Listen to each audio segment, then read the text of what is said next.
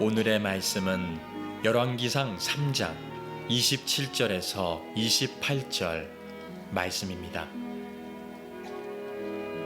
왕이 대답하여 이르되 사나이를 저 여자에게 주고 결코 죽이지 말라. 저가 그의 어머니이니라 하매 온 이스라엘이 왕이 심리하여 판결함을 듣고 왕을 두려워하였으니 이는 하나님의 지혜가 그의 속에 있어 판결함을 봄이더라. 아멘. 캐나다의 금광 회사 골드코프라고 하는 회사가 있습니다.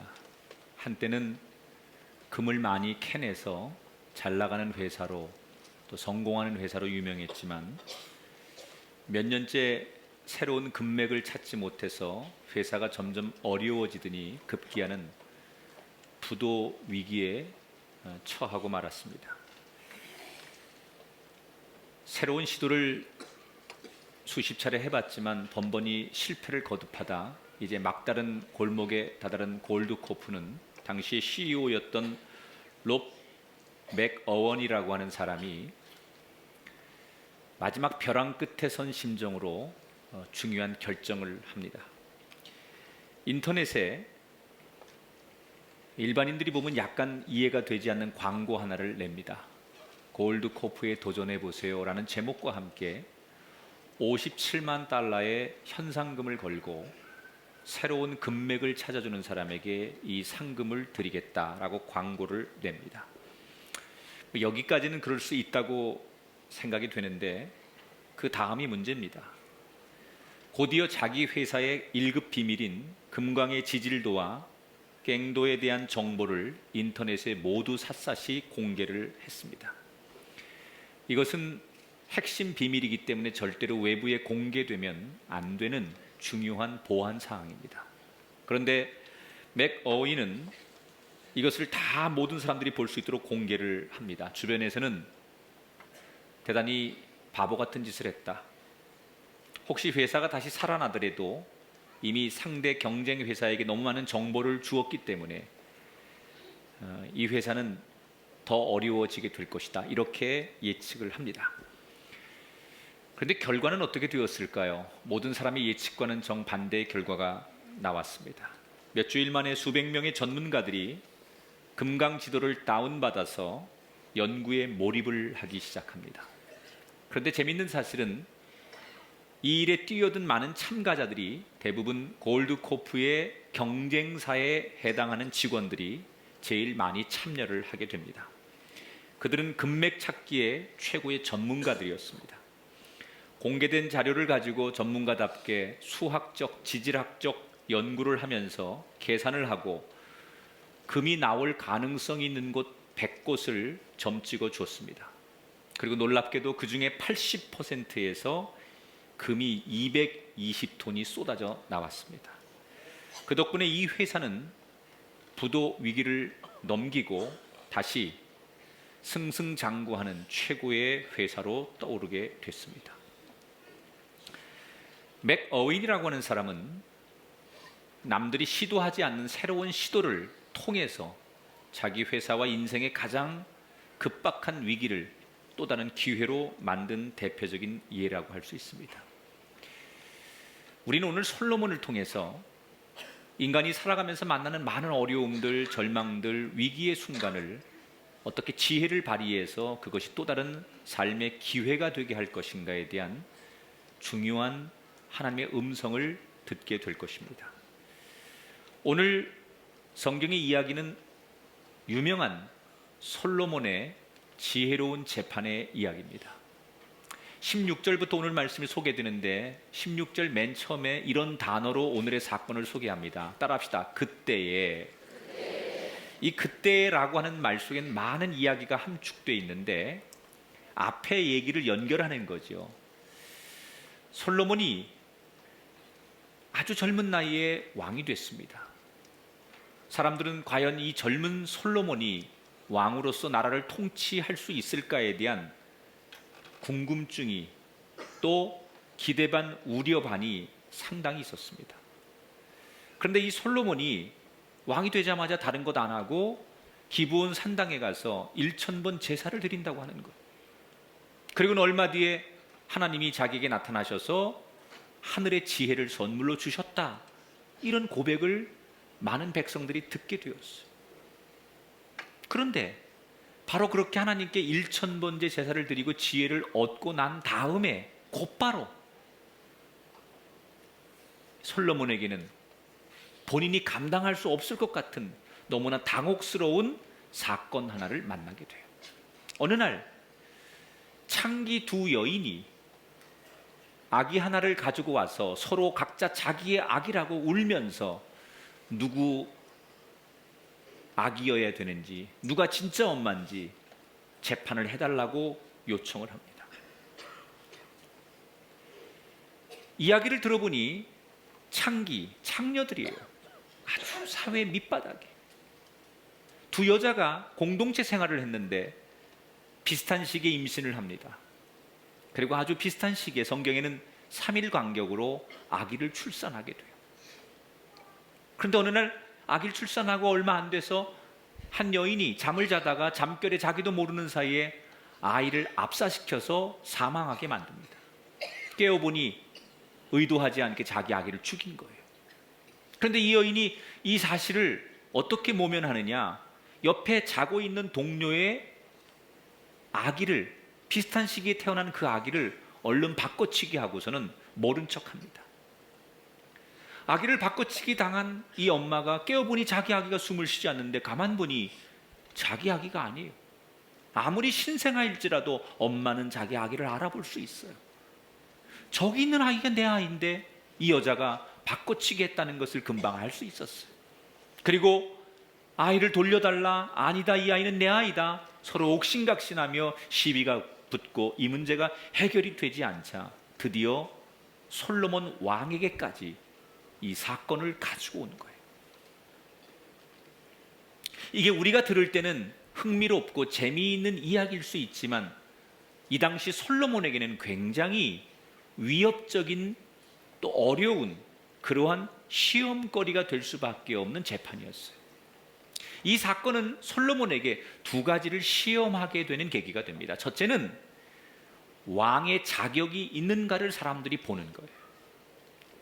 자, 솔로몬이 그의 아버지 다윗이 워낙 정치를 잘했어요. 사람들은 아버지가 굉장히 훌륭하게 정치를 마감한 것을 기억하고 있는데 그 아버지 못지않게 솔로몬도 잘할 수 있을까에 대한 의문이 있었어요. 그도 그런 것이 솔로몬 위에는 형들이 있었어요. 그런데 그 형들을 다 제끼고 서열이 되지 않는 솔로몬이 왕이 된 거죠. 그러니까 사람들이 조금은 불편한 시각으로 솔로몬을 보고 있었어요.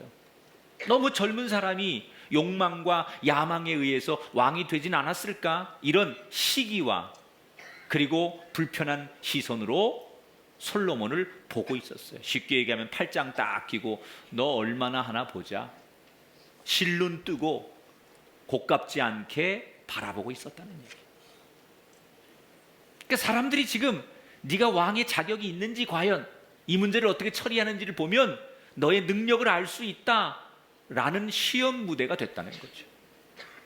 또 다른 하나는 종교적인 시험이 됩니다. 가만히 듣자 하니까 솔로몬이 하나님 앞에 1000번제를 드린다고 소란을 피웠는데 하나님이 자기와 함께해서 지혜를 주셨다고 하는데 그게 정말이냐?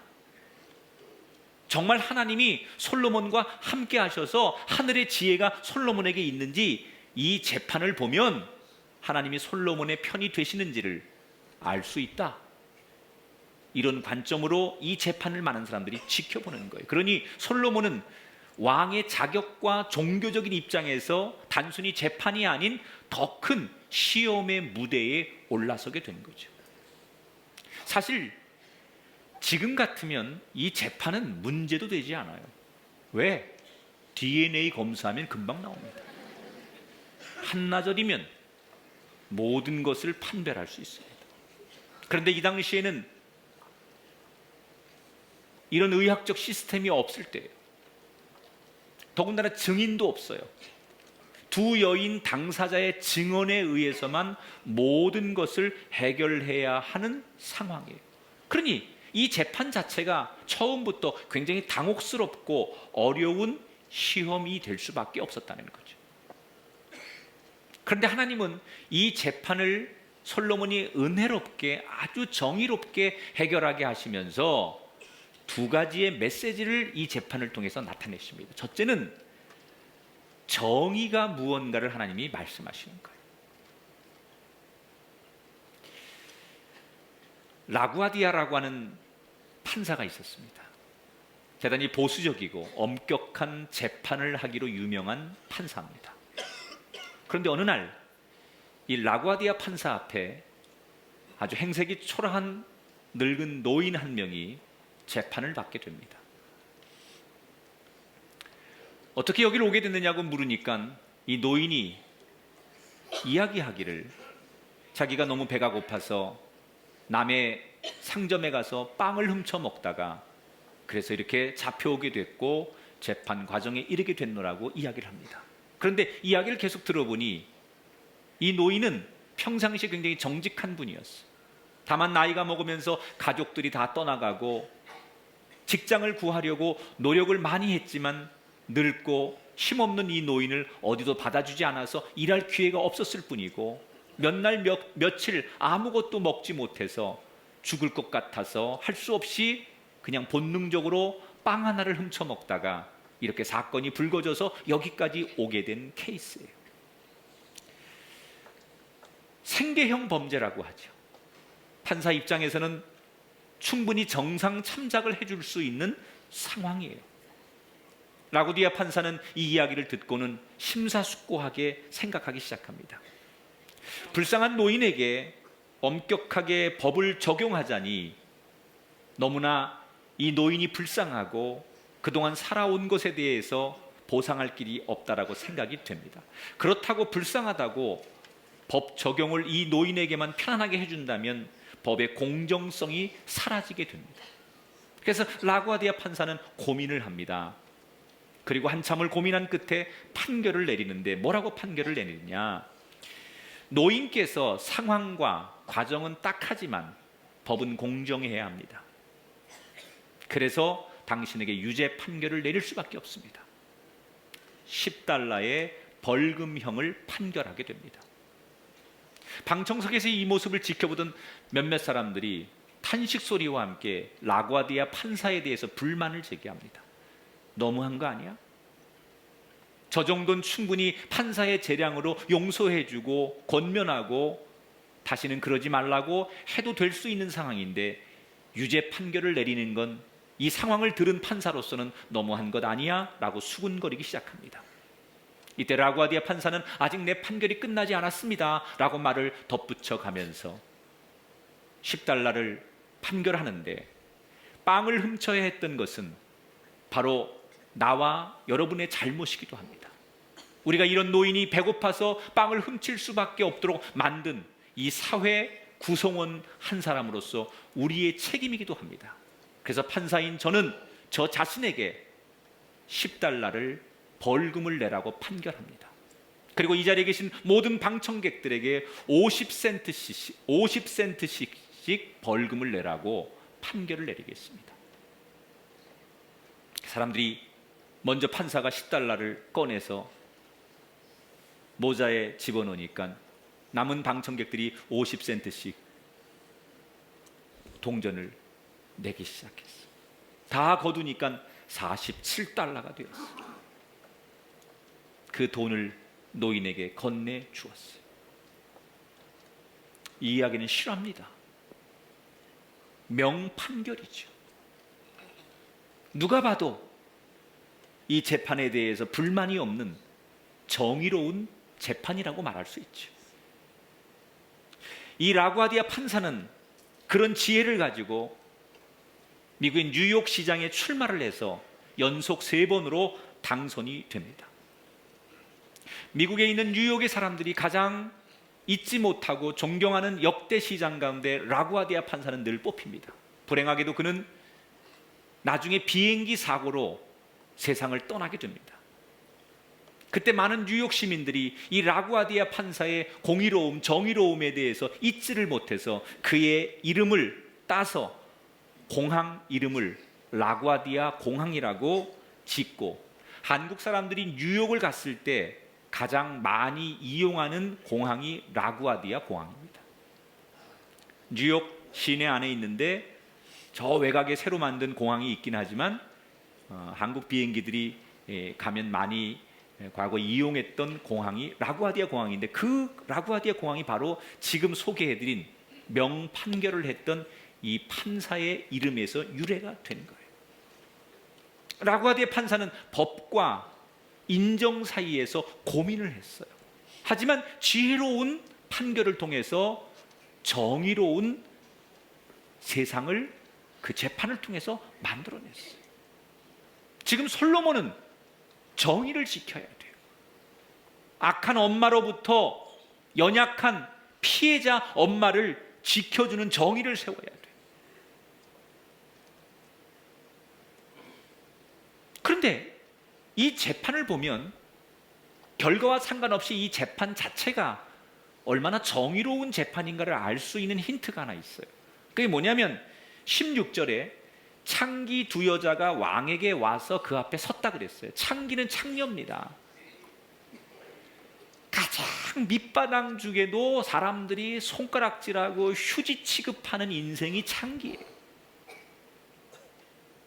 여러분, 고위 대간이 아니고 힘 있는 사람이 아니고 인생에 가장 힘없고 가장 볼품없는 최하의 인생 창녀 둘이 자신들의 문제를 왕에게 가지고 나와서 왕을 대면할 수 있고 왕에게 재판을 요청할 수 있다는 자체가 정의로운 사회예요. 지금 우리는 민주복지국가를 살고 법치국가를 산다고 하지만 여러분, 우리같이 힘없는 사람이 대통령 만날 수 있습니까? 아무리 억울한 일이 있어도 가서 우리가 만나서 재판 요청할 수 있습니까? 될 수 없는 일이에요. 무전유죄, 유전무죄 이런 말이 있는 지금의 세상보다 훨씬 더 정의로운 세상을 만들려고 당시 이스라엘과 솔로몬이 노력했다는 거예요. 아무리 힘없는 사람이라도 그 문제를 왕에게 가지고 나올 수 있을 만큼 열려진 세상, 소통할 수 있는 세상을 이미 만들어 놓았다는 거예요. 솔로몬이 이 재판을 진행하면서 너무 어려운 거예요. 도대체 둘 중에 한 명은 거짓말을 하고 있는데 누가 진짜인지 알 수가 없어요. 솔로몬이 판결을 내립니다. 아주 위험하고도 극적인 판결을 내리죠.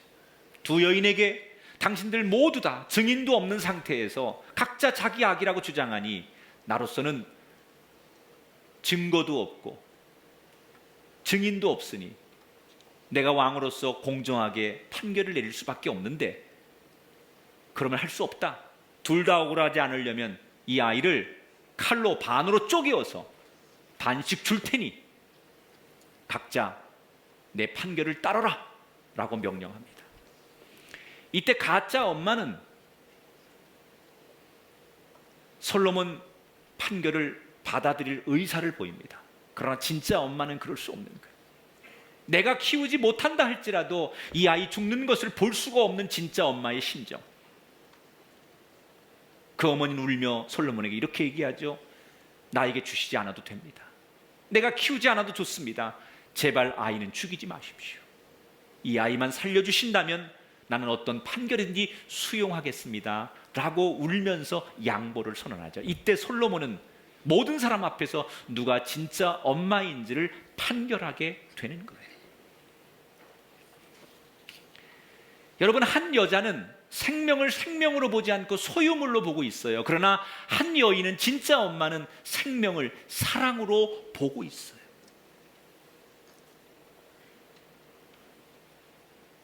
아주 어려운 상황에서 소위 심리적 재판이라고 하죠. 이런 재판을 증거나 증인을 가지고 재판하는 게 아니라 심리를 이용해서 고도의 재판을 솔로몬이 하는데, 이것은 지식으로 하는 게 아니에요. 법령에 나와 있는 대로 하는 게 아니에요. 그 사람이 가지고 있는 경험과 재치와 지혜를 동원해서 심리적 판결을 통해서 범인을 잡아내는 거예요. 솔로몬은 정의로운 판결을 내렸습니다. 한바탕면 슬퍼하고 평생 괴로움 당할 뻔했던 여인을 그 슬픔과 괴로움으로부터 건져주었습니다. 우리가 사는 이 세상은 정의를 세우기가 참 어렵습니다. 여러분, 이렇게 우리가 언론이 노출되어 있고 자기의 의사를 표현하기에 좋은 민주 사회를 살고 있지만, 많은 대다수의 국민들에게 우리 사회가 정의롭습니까? 라고 물으면 많은 분들이 고개를 가로젓습니다. 지금처럼 과학과 이성과 모든 것들이, 법치와 모든 것들이 다 시스템이 되어 있는 이 사회에도 억울한 사람들이 얼마나 많은지 몰라요. 정의를 세운다는 게 그만큼 어렵다는 얘기예요.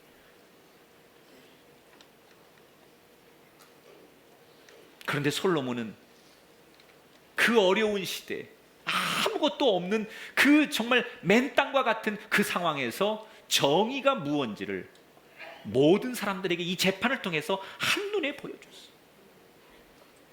여러분, 뭐가 정의입니까? 억울한 엄마의 눈물을 기쁨의 눈물로 바꿔주는 게 정의죠. 악한 가해자로부터 피해자를 지켜주는 게 정의죠. 한바탕면 생이별할 뻔했던 어린 생명을 진짜 엄마의 품으로 돌려주는 것, 그게 정의예요. 사랑하는 여러분, 저는 여러분의 인생에도 하나님의 정의가 떠나지 않기를 축원합니다. 하나님의 정의는 뭐예요? 나를 악으로부터 보호해 주시고 나의 인생을 억울함으로부터 지켜주시는 은혜, 이게 하나님의 정의인 줄 믿습니다. 여러분이 가는 곳에 하나님의 정의가 임하기를 주의 이름으로 축원합니다. 여러분의 가정에, 우리의 재단에, 이 땅의 모든 그리스도인에게 하나님의 정의가 강물처럼 흘러 넘치게 되기를 주의 이름으로 축원합니다. 솔로몬은 이 재판을 통해서 하나님의 공의로움, 정의로움을 온 세상에 드러냈어요. 또 하나, 이 재판을 통해 하나님은 아주 중요한 사실을 우리에게 말씀하세요. 따라합시다. 하나님은 사람을 통해 일하신다. 최근에 개봉한 영화 가운데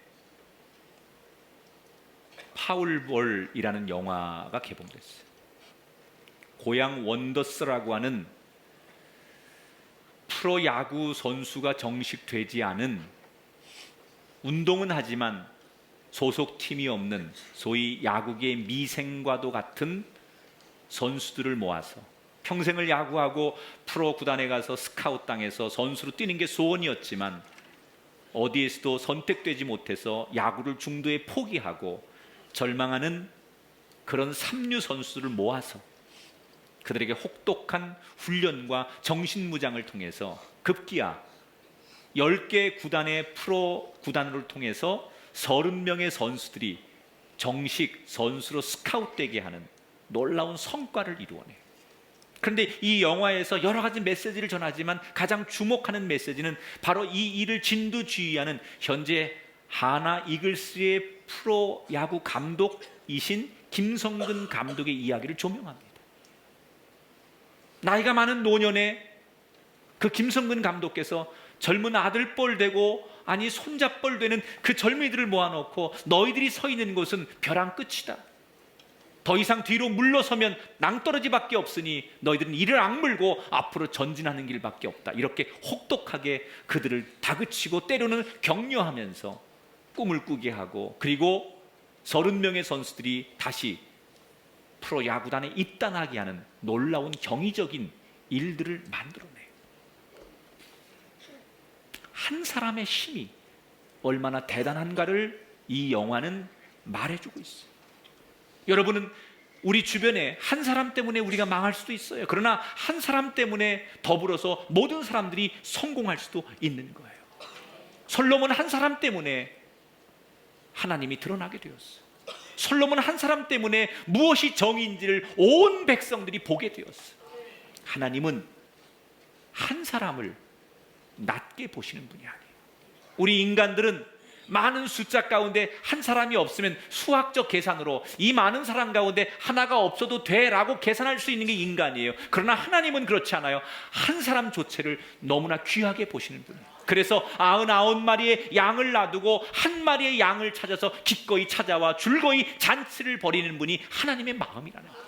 여러분 혹시 세상에서 여러분 가치 없는 사람으로 평가받으셨거나 여러분 사람들이 여러분을 인정하지 않고 실패자로 손가락질하고 낙인 찍어서 있으나 없으나 한 사람으로 여러분 살아가고 있다 할지라도 하나님 앞에 나와서 여러분 존재는 세상 사람들의 평가와는 반대로 존재감이 있는 사람으로 하나님은 여러분을 기다리고 계신다.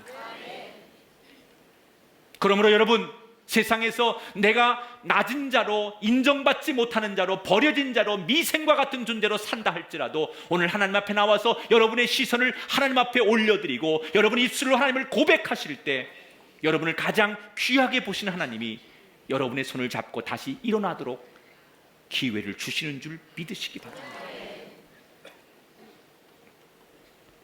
하나님은 한 영혼을 절대 포기하지 않는 분이라는 거예요. 창기라고 하는 그 여자, 세상 사람들은 이름도 부르지 않는 여자예요. 돈만 주면 살 수 있는 버려진 인생들, 사람 취급하지 않는 사람들, 가족조차들도 외면하는 그런 여자들. 그런데 그런 여인을 통하여 하나님의 살아계심을 드러낸다는 이 이야기. 세상에선 낮은 자일지 몰라도 하나님은 절대 그를 낮게 보지 않는다는 거예요. 사랑하는 여러분, 하나님은 지금도 사람을 통해 일하십니다.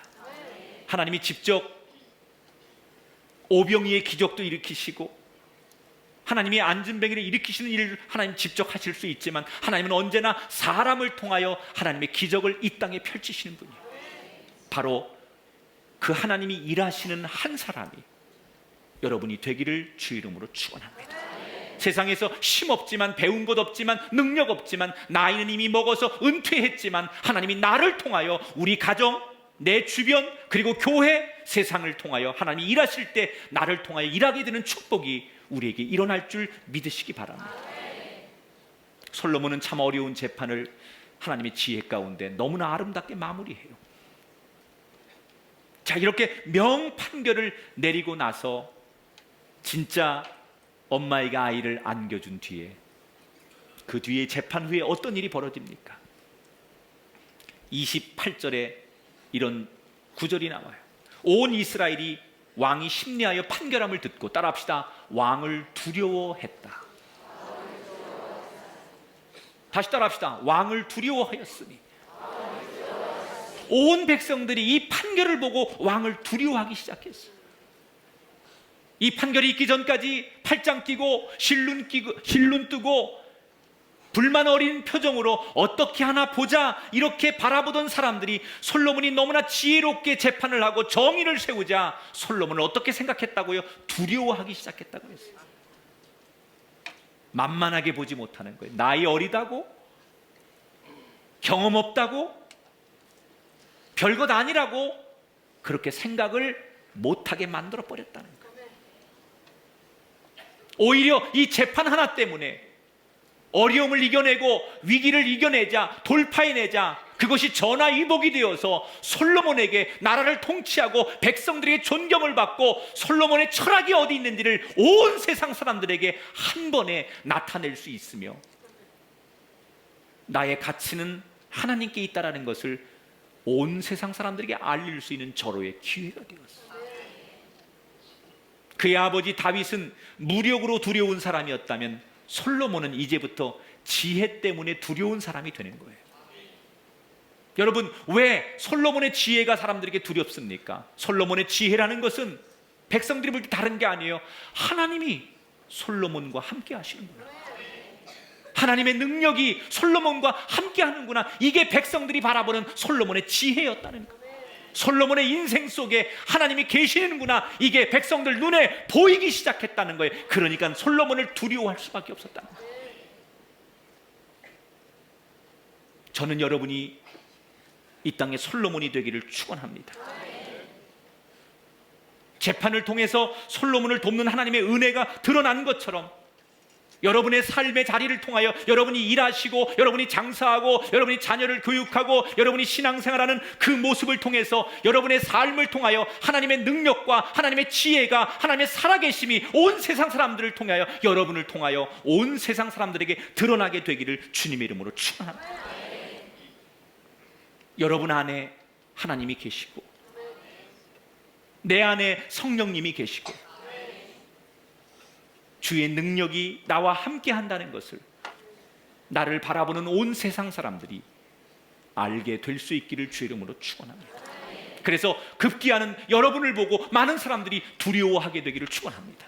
세상적인 힘이 있어서 두려워하고 돈이 있고 권력이 있어서 두려워하는 것이 아니라 하나님이 함께하는 사람이기 때문에 여러분을 보면서 하나님이 함께하는 사람이구나, 하나님이 동행하는 사람이구나, 하나님의 영이 충만하게 거하는 사람이구나, 그래서 그 사람을 함부로 대할 수 없는 두려움을 느끼게 만들 수밖에 없는 그런 인생들이 저와 여러분의 인생 속에 펼쳐지게 되기를 축원합니다. 오늘 솔로몬은 삶의 고난과 위기를 자신의 인생의 너무나 큰 축복의 기회로 만들었어요. 오늘 예배를 드리면서조차도 삶의 무거운 짐 때문에 한숨을 쉬고 걱정하고 염려하고 낙심하고 계신 분이 이 자리에 계시다면 이 말씀을 붙들고 내게 오는 지금의 시험과 환난이 기회가 되고 축복이 되고 또 다른 시작이 될 것을 믿고 말씀에 의지하여 일어서게 되길 주 이름으로 축원합니다. 사람들은 지혜를 얘기할 때 지식과 혼동합니다. 여러분, 지혜는 하나님으로부터 오는 거예요. 그러나 지식은 인간이 만들어내는 거예요. 우리 옛 어른들은 이렇게 날씨가 더우면 지혜로 더위를 이겨내려고 했어요. 삼배옷을 만들어 입는다든지 자연을 통하여 어떻게 하면 이 더위를 이겨낼까? 이건 지혜예요. 그런데 인간이 지식을 통해서 더위를 이겨보자고 선풍기를 만들고 에어컨을 만들고 자가용을 만들었어요. 지혜보다 지식이 훨씬 좋은 것 같고 빠른 것 같고 이기는 것 같아요. 그러나 여러분, 지식으로 만들어내서 더위를 이겨보자고 만든 에어컨이나 자동차나 이런 것 때문에 결국 오존층이 파괴되고 지구의 환경이 파괴되고 우리는 이런 정말 예측할 수 없는 세상을 만나서 결국은 지구가 멸망 단계에 와 있어요. 지식이 이기는 것 같지만, 지식이 앞서는 것 같지만, 지식이 편한 것 같지만 그 지식은 결국 사람을 망하게 해요. 우리가 많이 알고 있는 것 때문에, 많이 공부한 것 때문에, 우리가 이성적인 것 때문에, 과학의 상식 때문에 하나님을 점점 멀리하고 있죠. 사람을 망하게 하는 거예요. 그러나 지혜는 그 결과가 사람을 살립니다. 지혜는 회복합니다. 그런데 그 지혜는 인간이 배워서 주는 것이 아니라 하늘로부터 오는 거예요. 옛 어른들이 자연을 통해 지혜를 배웠듯이 우리는 하나님께로부터 오는 지혜를 통하여 지식을 활용하고 세상을 활용하고 사람을 활용할 때 그 삶이 승리자의 삶이 되고 행복한 삶이 되는 것을 기억하시면서 예수님께서 가늠하다 붙들려온 현장의 여인을 그 당시 율법으로 많은 사람들이 분노하며 돌로 쳐 죽이려고 할 때 한참을 고민합니다. 땅바닥에 무언가를 막 이렇게 낙서하듯 쓰다가 지혜로운 말 한마디를 툭 던집니다. 분명히 법으로 민법, 형법, 그 당시 종교법, 율법에서는 이 여인을 죽여도 아무 죄가 없어요. 죽여야 됩니다. 그래서 사람들은 마땅히 법에 의해서 이 여인을 죽이겠다고 돌을 들었습니다. 이 상황을 어떻게 해야 될지 예수님은 지혜를 짜내기 시작하시는 거예요. 그리고는 그들에게 지혜로운 말 한마디를 던지십니다. 법에 나오는 얘기가 아니에요. 교과서에 나오는 얘기가 아니에요. 하늘로부터 오는 지혜 한마디를 던지죠. 너희 중에 죄 없다고 생각하는 사람만 이 여인을 돌로 쳐라.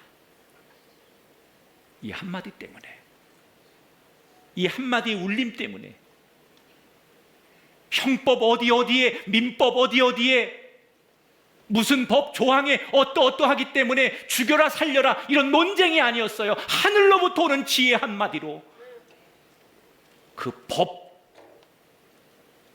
세상의 논리, 이성 이거 가지고 덤비는 수 없는 사람들을 지혜 한마디로 정리하시고 그 여인을 살리고 그 여인을 죽이려고 했던 사람까지 살리는 은혜, 이 지혜가 오늘 예배하는 우리 가운데 가득하게 되기를 축원합니다. 하늘의 지혜가 여러분의 인생의 가정에 이 땅에 충만하게 임하기를 주님의 이름으로 축원합니다.